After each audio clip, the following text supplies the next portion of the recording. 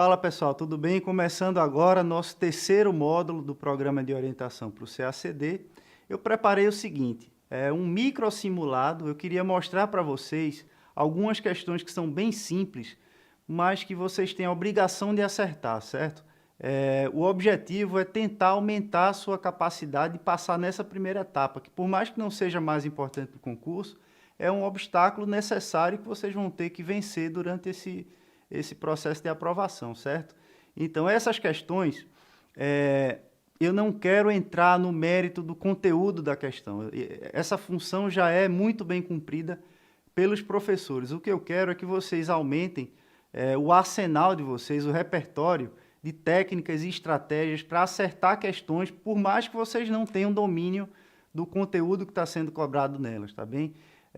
Por último, eu separei uma seleção dos tópicos mais importantes de 3 matérias que tem uma recorrência histórica maior do que os demais. Então, vocês vão encontrar aí no fim do módulo arquivos separados para cada matéria, tá bem? Então, essa primeira etapa agora, a gente vai falar um pouco das estatísticas de aprovação para a primeira etapa e de como você deve mudar a sua pegada durante a preparação depois da publicação do edital, tá bem?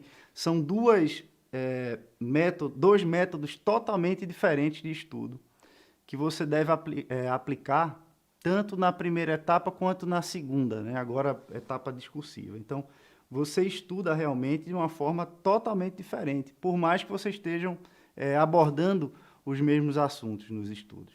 Sua chance de passar no concurso vai ser maior estatisticamente se você for o 30º lugar na primeira etapa do que se você for o primeiro, né? Historicamente, se você pega todas as provas desde 2003 até 2018, os candidatos que foram primeiros colocados nessa primeira etapa só passaram em 5 das 16 provas, enquanto o 30º lugar passou em 9.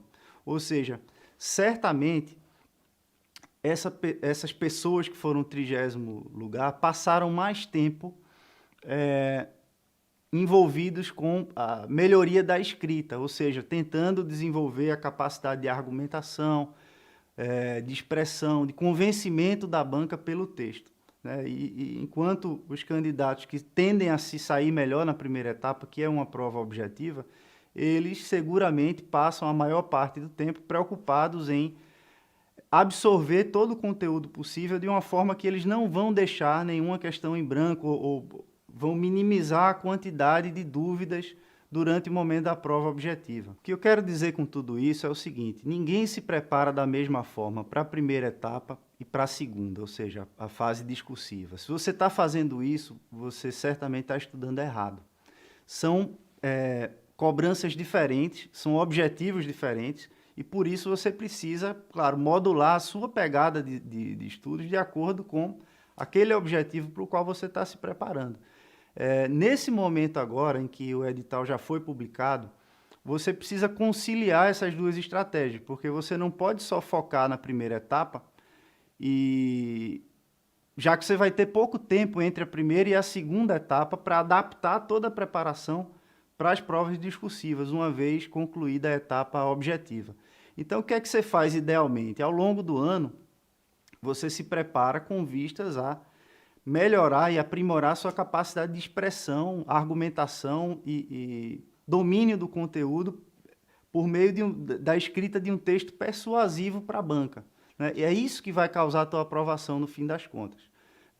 O convencimento da banca, a sua capacidade de estudar os assuntos por diversas fontes, né? Seja por meio de aulas, por livros, por leituras, fichamentos, enfim.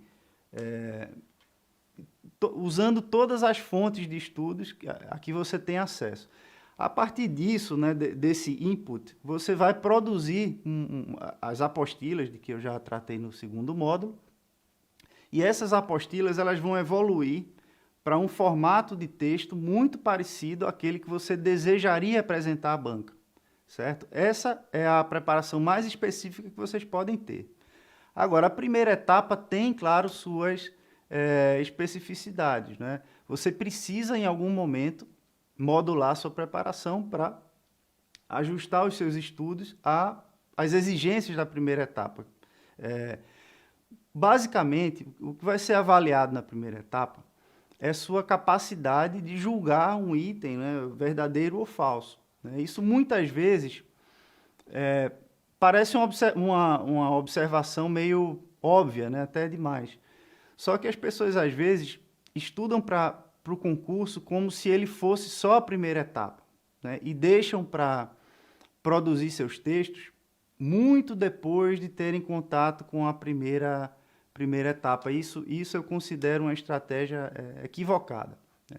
Nesse momento, já que a gente vem falando bastante de produção de apostilas e tudo mais, e o edital já saiu, já está na praça, uma pergunta constante que as pessoas têm me feito é o seguinte: Marcílio, agora que a prova está aí já, estamos às vésperas da prova, vale a pena eu escrever as minhas apostilas agora? Eu diria que não é uma estratégia interessante, porque você tem pouco tempo. Né? Vamos considerar o período de 40 dias, aquele que você precisa para se adaptar às especificidades da primeira etapa, certo? Nesses 40 dias, você não pode abandonar completamente o sistema de apostilas. Mas, por outro lado, se você fica preso a esse formato, você não vai adquirir as habilidades necessárias para dar conta dessa primeira etapa, que é muito complicada. Então, achar esse equilíbrio é muito difícil, e a gente vai abordar um pouco dessa questão que eu tenho certeza que atormenta muita gente. Né? Tem uma frase interessante que eu já ouvi que dizia o seguinte: quem trabalha muito não tem tempo de ganhar dinheiro. Né? E ela faz sentido. Quem trabalha de uma forma não inteligente, né, tende a ter remunerações menores. O mesmo se aplica com os estudos. Eu sempre tive certeza de que quem estuda muito não tem tempo de se preparar para a prova. Né? Se preparar para esse CACD não é somente estudar. Né? Tem muita coisa que vai além disso. Tem toda uma preparação física até. Né? As provas objetivas e discursivas também, elas são uma maratona, eles são um teste físico. Você vai passar horas ali, sentado, testando sua capacidade de concentração, controle emocional, até controle do seu corpo. Né? É normal você ter friozinho na barriga, ter ansiedade, tudo isso. Controle emocional também, isso é importante desenvolver. Além de, claro, a tática de responder as questões e dosadas, né, dentro daquele tempo que foi alocado para aquele exercício. Então, tem muita coisa que vai além dos estudos. Então, por isso eu acho que quem estuda muito não tem tempo de se preparar para a prova. Para pensar um pouco e avalia se, quando você está estudando qualquer material, se você tem em mente para que é que você vai usar aquilo. Tá?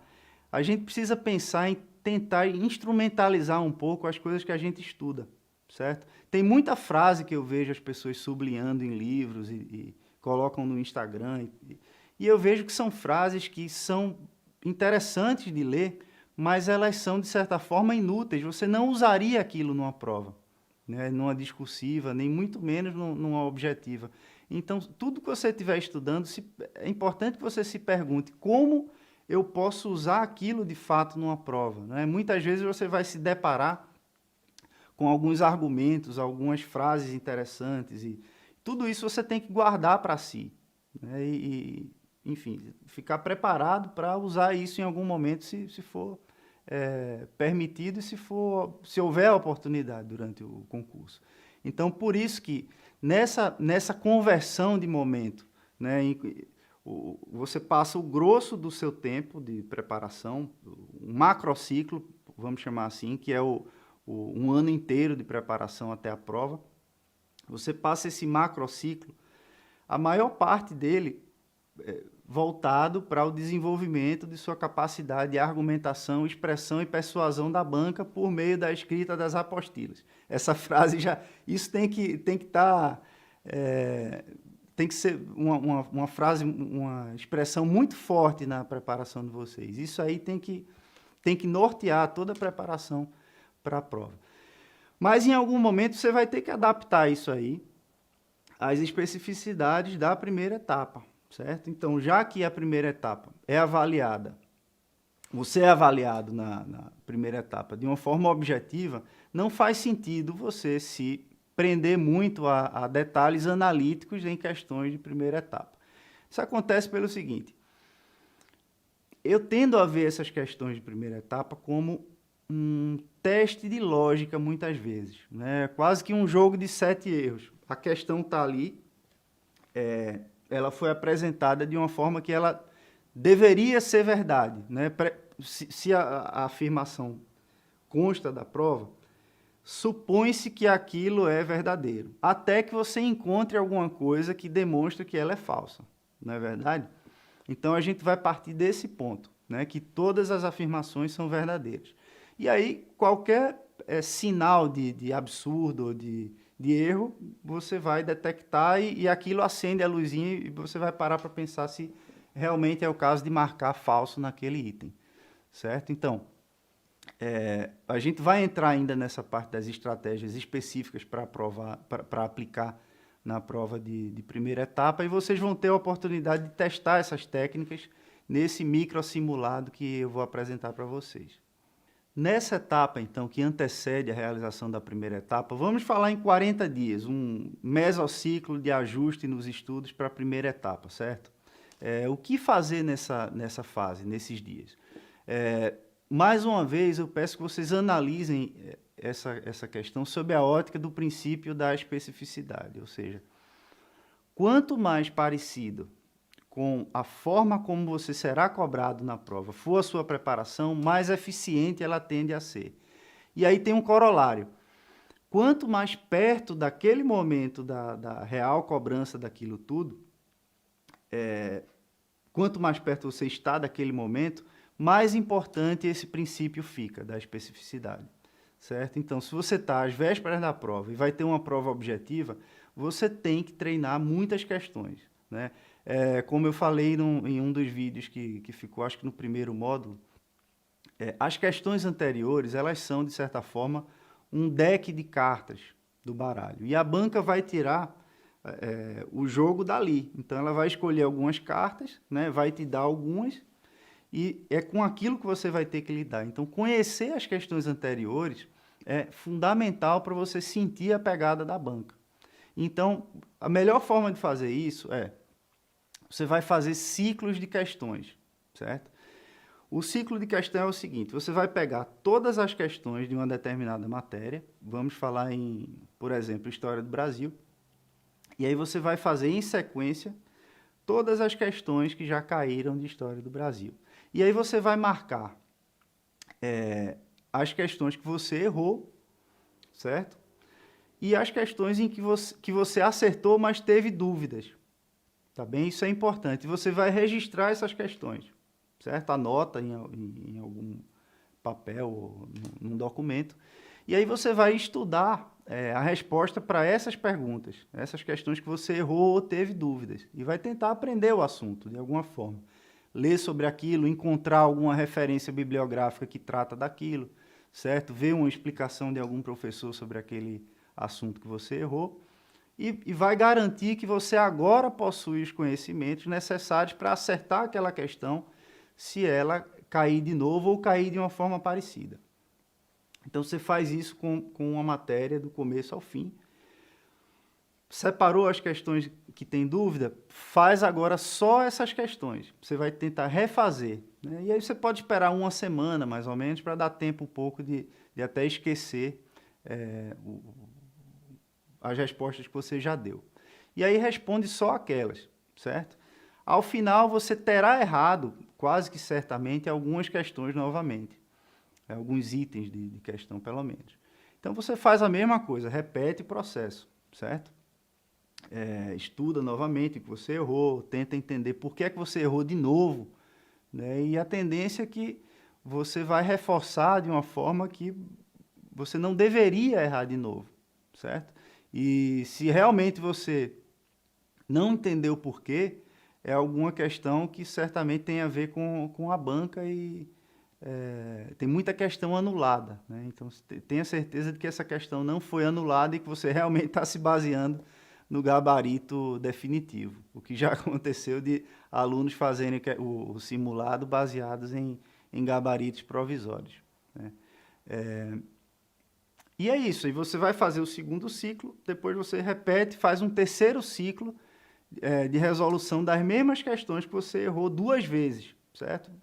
Vai ser um número reduzido de questões, espero, e você vai continuar fazendo esses ciclos até você ter acertado todas as questões pelo menos uma vez, certo?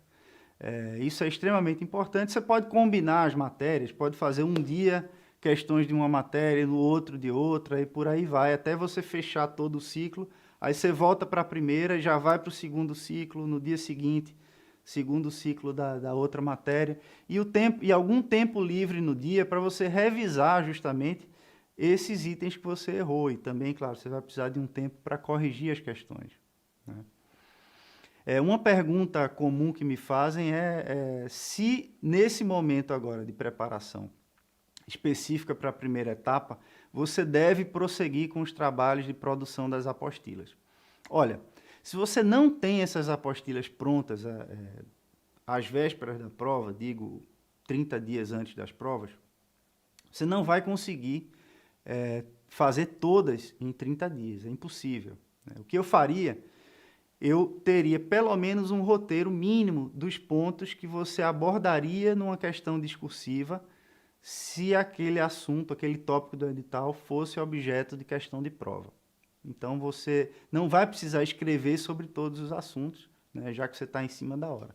Você faz, então, só um roteiro do que você escreveria. Agora, claro, alguns temas mais importantes, você vai, certamente, ter que escrever sobre eles. E aí você pode tentar chegar naquele nível supremo da apostila, certo? Pega esses assuntos mais importantes e constrói um texto com a pretensão de ser perfeito, né? Escrever um texto bom não é o mesmo que escrever um texto perfeito. As habilidades que são requeridas nessas duas atividades são muito diferentes, né? Colocar um esforço deliberado de produzir alguma coisa perfeita vai elevar muito sua capacidade de criação, de expressão, de argumentação, de análise do texto, e aquilo ali tende a transbordar para outras atividades que você vai fazer também, principalmente a escrita de outros textos, certo? Então, é importante tentar montar alguns textos perfeitos, pelo menos, um de cada matéria, eu diria. E alguns, 2 ou 3 de cada matéria, pelo menos, num nível razoável, certo? Isso considerando que você não tinha suas apostilas há 40 dias da primeira etapa, certo? Como escolher esses assuntos? Isso é um tema espinhoso. Eu me guiaria pela estatística, por isso que eu coloquei no fim desse terceiro módulo uma seleção de temas com indicações em estrelinhas de quais temas tendem a se repetir historicamente, né?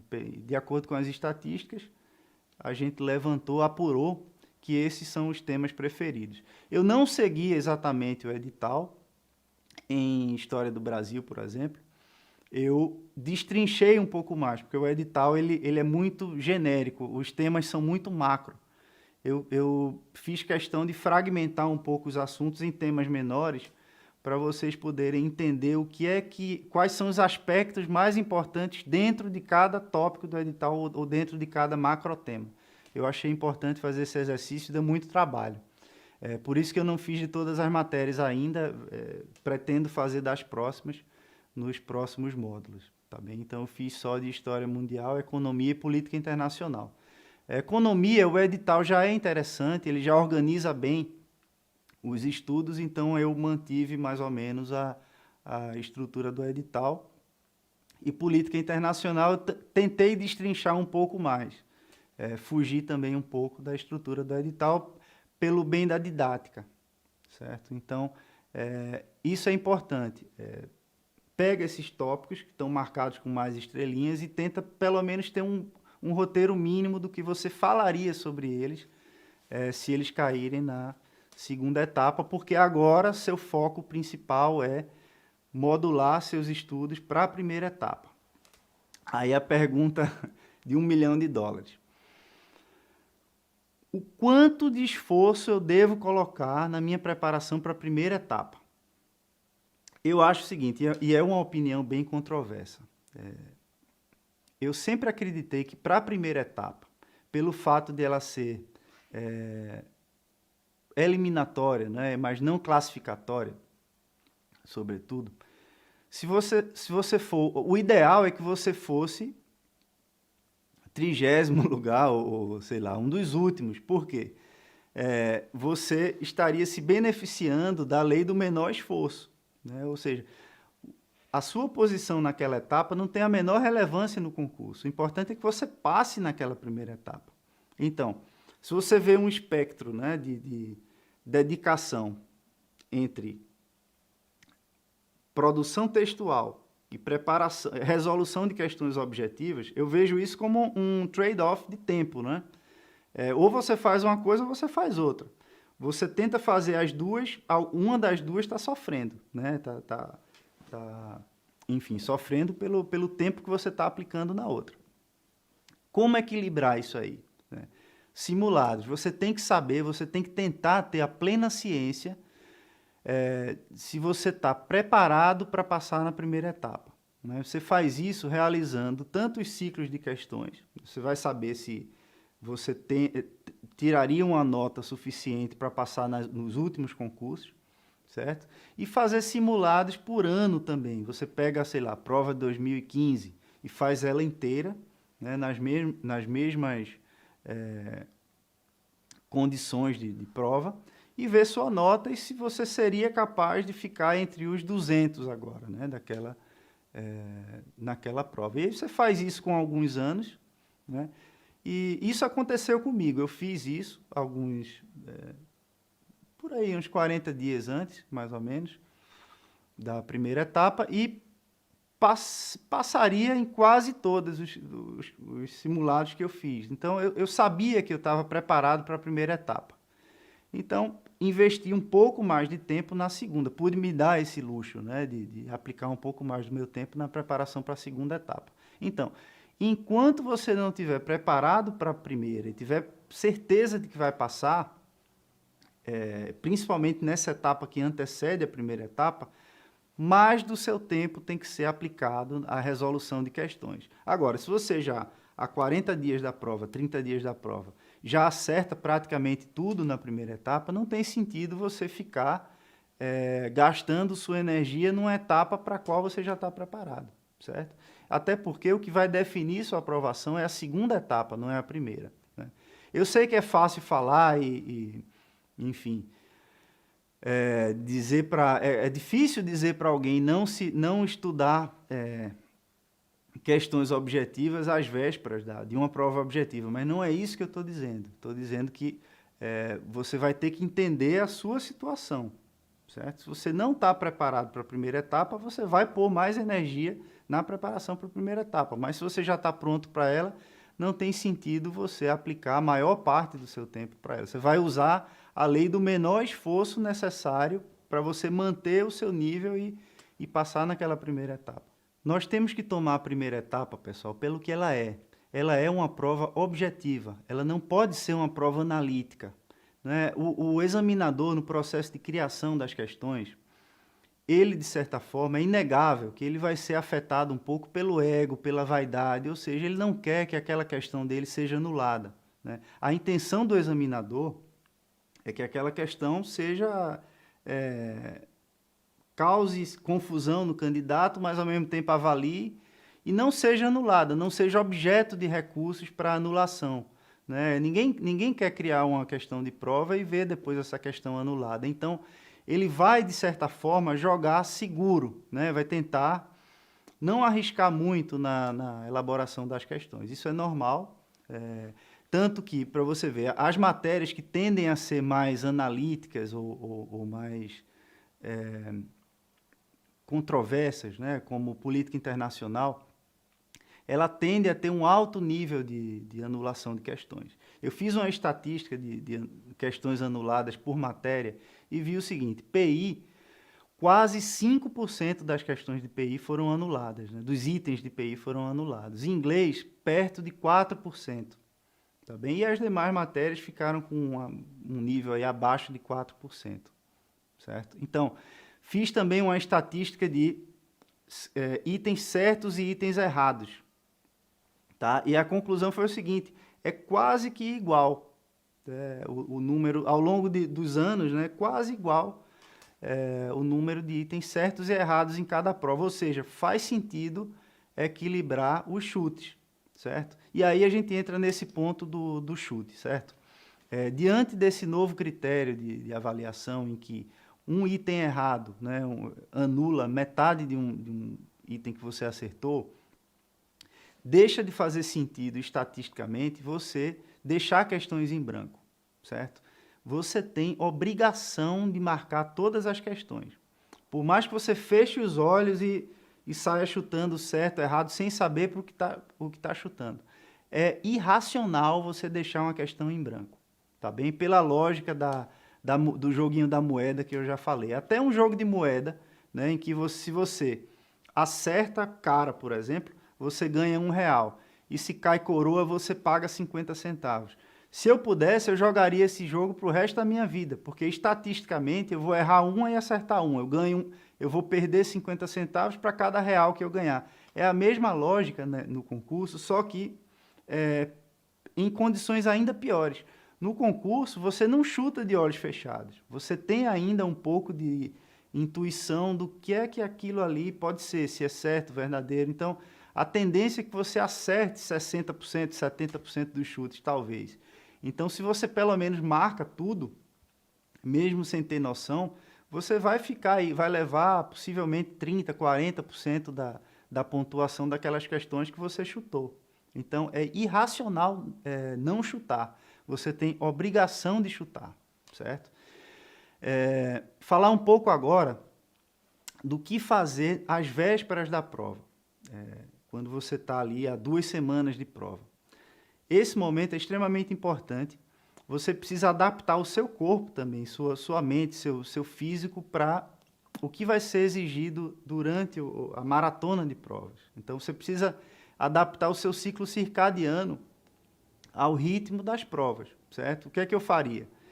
Simulados cada vez mais específicos, imitando situações reais de prova, certo? Sempre impressos no papel, com uma folha de marcação à parte, idealmente igual a que vai ser usada na hora da prova, né? Para você treinar também o tempo de preenchimento da folha de respostas. Treina os simulados com 10% a menos de tempo que os candidatos no passado tiveram à sua disposição, certo? Então, se você tem aí 7 horas, você vai fazer em 6 horas e um pouco, tá bem? É razoável. Tenta fazer num tempo apertado. Por quê? Evita de cair em armadilhas como muita gente caiu em 2018, né? As provas foram muito longas, os textos extremamente extensos, e as pessoas tiveram dificuldade em terminar a prova no tempo determinado. Então, eu sugiro que vocês estejam preparados a fazer a prova em menos tempo do que vai ser realmente possível no momento dela. E vocês, tenho certeza que vocês vão me agradecer por isso depois. Tá? A situação tem que ser o mais real possível. Você vai acordar no dia, nos 15 dias que antecedem a prova, você vai acordar na mesma hora que você vai acordar no dia da prova, vai comer basicamente a mesma coisa, certo? Vai vestir uma roupa como se fosse uma roupa de prova, vai para um lugar que pareça um ambiente de prova, pode ser uma biblioteca, uma cafeteria, mas ela tem que ter ruído, tem que ter barulho, você não tem que fazer esses simulados em condições perfeitas, certo? Tem que ser em condições diversas, inclusive com dor de cabeça, enfim, com insônia, mas você tem que saber como é seu desempenho em suas piores circunstâncias e condições, tá bem? Tenta dormir sempre na mesma hora, né? Resolver os simulados por ano, que é o mais próximo da forma como você vai ser cobrado no dia da prova, né? Você já não vai mais fazer simulados por matérias, você vai fazer simulados com todas as matérias por ano, né? 2014, 2015, 16, 17, 18, tá bem? E com isso você vai ter a preparação mais específica possível, né? Vai chegar na hora da prova, vai ser só mais um dia. Você já vinha naquela sequência de provas, aquela ali vai ser só mais um dia, vai baixar muito a sua ansiedade e vai deixar de ser uma distração. É o que muitas pessoas me perguntam, Marcílio, eu só vou fazer para valer a prova 2020, 2021, eu devia fazer esse primeiro concurso? Eu sempre digo, certamente, né? Quem nunca fez a prova, quem vai deixar para fazer a prova pela primeira vez, quando já com a pretensão de passar, não sabe a sensação de entrar num ambiente de prova, olhar em volta e ver 300 pessoas e você saber que dali, possivelmente, 2 no máximo vão ser aprovadas, né?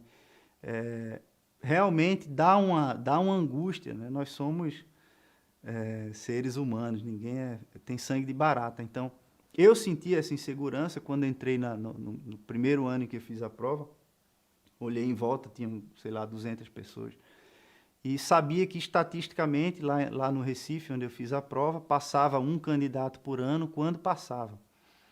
Então, eu pensei, pô, tem que ser, eu tenho que passar, né? Eu tenho que ser essa pessoa que vai passar. Então, a mentalidade de quem vai para uma guerra de verdade, né? Você olha em volta e vê 200 pessoas, sabe que uma vai passar, né? Se você não tem a segurança de que você realmente quer aquilo, você abandona esse projeto imediatamente. Então, lidar um pouco com isso, com essa sensação que vai causar muitas vezes emoções contraditórias, né? Será que eu sou capaz? Será que isso é para mim? Será que eu quero isso de verdade?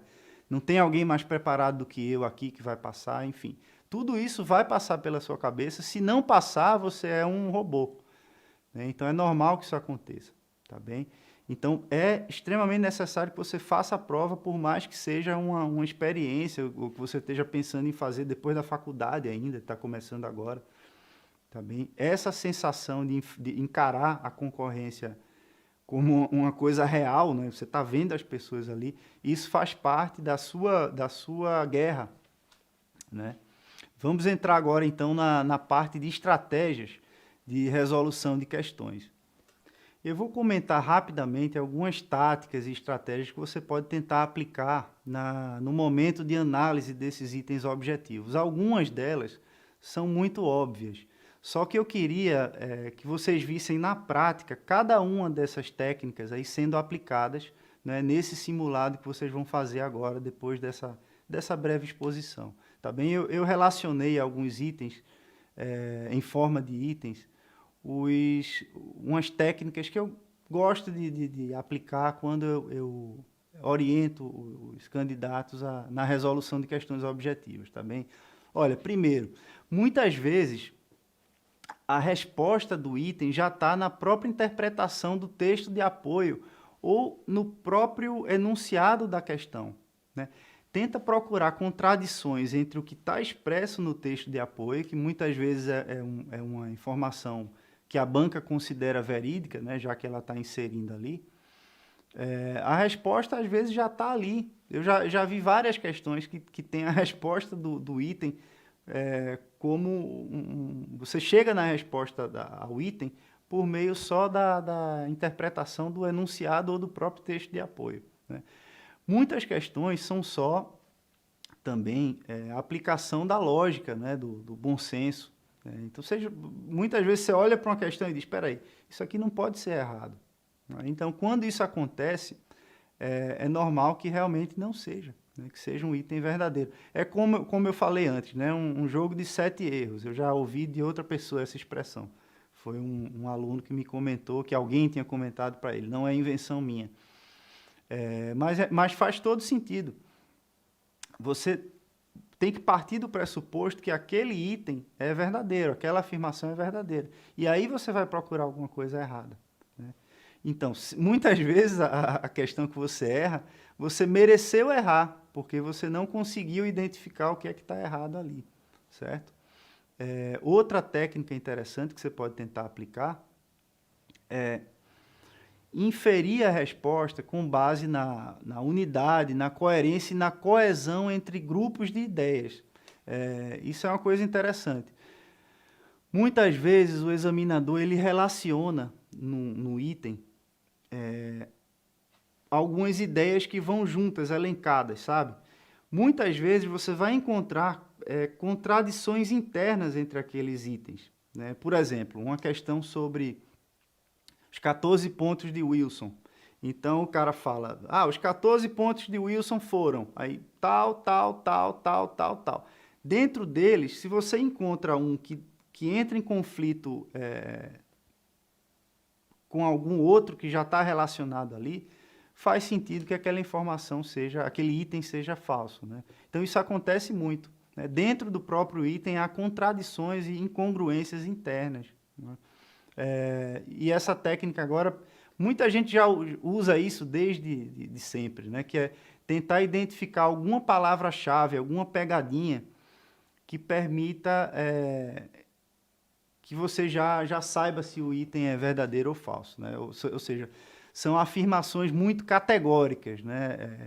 Ou generalistas demais ou reducionistas demais. Essas questões tendem a estar erradas. Então, sempre que você vir numa prova, sempre, nunca, todos, exclusivamente, esse item tende a ser errado, certo?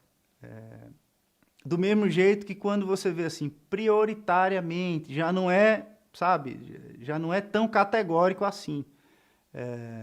Predominante, aí você acende a luzinha porque tende a ser, não é que tende a ser correto, mas já não tende tanto a ser errado, né? Isso é importante.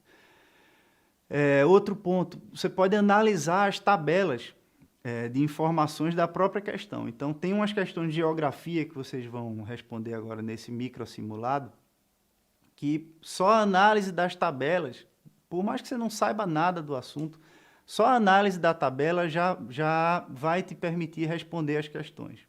Tá bem? Isso é extremamente importante e esse é meu objetivo. O objetivo desse módulo não é ensinar o conteúdo das matérias, dos temas. É capacitar um pouco o candidato a desenvolver estratégias e técnicas e táticas de tentar subir sua nota, tá bem? Esse papel de ensinar o assunto, os professores já vão fazer, tá? O meu objetivo não é esse. Meu objetivo é que você acerte as questões e, para isso, eu estou tentando apresentar algumas ferramentas, tá? Algumas afirmações que são chapa branca, ou seja, aquelas que elogiam muito a diplomacia brasileira e tudo mais, tendem a ser certas, né, estatisticamente. Então, o Brasil foi protagonista em tal coisa, os esforços diplomáticos foram muito válidos e tal. Pode, na dúvida, marca verdadeiro, tá bem? Outra coisa, itens que falam datas tendem a ser corretos também. A banca não joga muito com pegadinhas em data, né? Pode acontecer, mas não é frequente, tá bem? Então, diante de uma situação que cobra o conhecimento de uma data, a não ser que seja uma data muito absurda, a tendência que seja correta, tendência, né? E outra coisa que... importantíssimo, confiar nos seus instintos, tá bem? Quanto mais preparado você está, quanto mais você estudou e, enfim, teve contato com o conteúdo programático da matéria, menos você vai precisar das informações que estudou, né? Porque elas virão automaticamente, virão naturalmente, porque fazem sentido para você. Então, muitas vezes, quem estuda muito e fica tentando lembrar, na hora de uma prova objetiva, das informações que estudou, muitas vezes isso é uma distração, né? Muitas respostas a gente já sabe de cara, né? Olhou, você já bateu os olhos e já marca. Isso acontece muito e normalmente o instinto ele está correto. Eu vou pedir a vocês então que agora, quando eu terminar de falar, vocês abram a atividade de simulado. Tentem responder as questões, por mais que vocês nunca tenham estudado os assuntos, estejam começando agora a sua preparação ou já têm uma preparação avançada, tentem aplicar um pouco dessas dicas que foram dadas e vocês vão ver que a maioria das questões vocês vão acertar, por mais que vocês sejam muito iniciantes nos assuntos, tá bem? Depois, vocês vão ver as notas e a gente vai comentar cada uma dessas questões e eu vou dizer exatamente qual foi a técnica aplicada na resolução de cada uma delas. Boa sorte!